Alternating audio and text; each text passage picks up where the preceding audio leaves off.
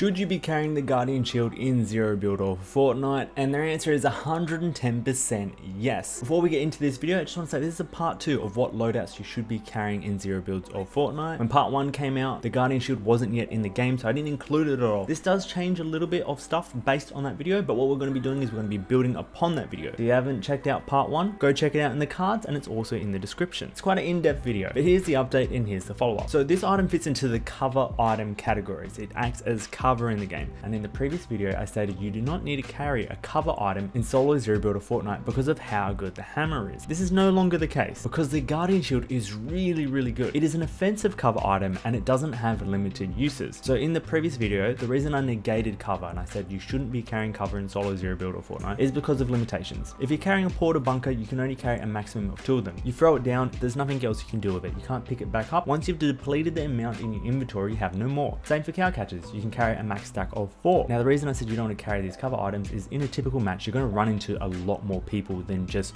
2 people or just 4 people. So you're going to end up using up all of this cover, and then you're going to have a free inventory space which could have been utilized and used better. See, these cover items were more dynamic and more useful in team game modes, in trios, duos and squads. But now when it comes to the Guardian Shield, it's just the best item that you want to be carrying in all the game modes. The reason that you want to be carrying cover now in solos is because this shield has no limitations. It has a charge and the charge runs down, and when the charge runs down it ends up charging itself back up. So it's like having infinite porta bunkers in a sense. Not to mention it's offensive in nature the way that you use it. So most of the other cover items are very defensive. You throw it down, you're sitting on one area. This item you can carry out in front of you while pushing towards someone. You can also use it, go behind like a tree area and then have a few seconds to pull out your gun or to reload and then push someone again. You can even drop the shield when you jump over the top of someone's head while turning and then pull out a gun and shoot them. So this item can be used very offensively, where porta bunkers and cow catchers were very static. Yes, you can use this item purely defensively, but if you learn the item well enough, it's great for attacking and it's great for playing on that offense. I will be making a video on how to best use this item, so make sure you subscribe to the channel to stay tuned for that. So how does this work with the 5 inventory spaces? What do you sacrifice in your inventory? Well, in the previous video I stated that you want to have a 2-gun loadout. Best loadouts typically speaking is the Thunder shotgun, pistol, hammer, 2 slots of heals. Now, because you have the Guardian Shield, I recommend dropping 1 set of heals. Hopefully you won't lose enough health or you have to carry other heals, but obviously you just want to be carrying splashes or minis. The people that you take out, fingers crossed, are carrying other heals if you need that extra health. But because you're using the Guardian Shield and you're using this as a defensive item, an item for cover, you shouldn't be losing as much health anyway, because you're more than likely going to be able to defend yourself easier and take less hits. It's also worthwhile noting that now only carrying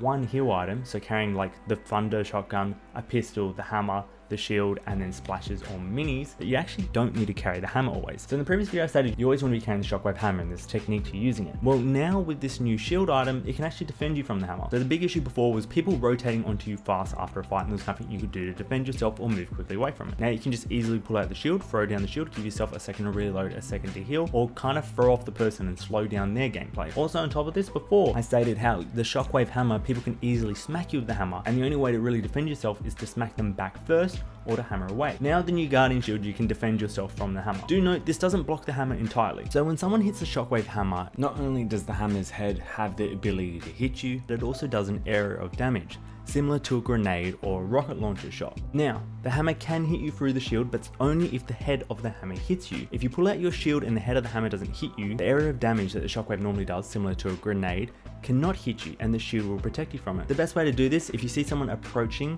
with a Shockwave hammer going for a hit, to quickly pull out your shield, then take a couple steps backwards and do a little jump. This will avoid the area of damage being hit on you, and then the person will be wide open for a free shot. In my personal opinion, I think the best playstyle is to carry both these items. Very similar to Chapter 3 Season 2, where you would carry cow catchers and shockwaves. The hammer and the shield are those replacements, but better. You're going to be carrying 2 weapons, a good secondary for that close range fights and a good primary for those long range quick fights to finish off. Whatever your preference is based off the previous video. And then you also want to be carrying the Shockwave hammer for rotation. You want to be carrying the Guardian Shield for protection, and then 1 set of heals. When this comes into duos, squads and trios, you don't have to carry a shield if your other teammates are. So if you have good communication with your teammates and you're playing squad, for example, 2 people carrying the shields can be enough for the whole team. People can hold it up while they res, people can throw it down while people are healing, and people can cover you while you're looting out a corpse. So you can defend your teammates in a sense, and throwing this down, it makes the gameplay a lot more dynamic. So I hope this helped you out. I hope you enjoy using the shield in the games. Make sure you like, comment, subscribe if you haven't yet already. Make sure you stay tuned for the future video coming on how to best use the shield, and thank you so much for watching the video. Catch you guys on the flip side. Goodbye.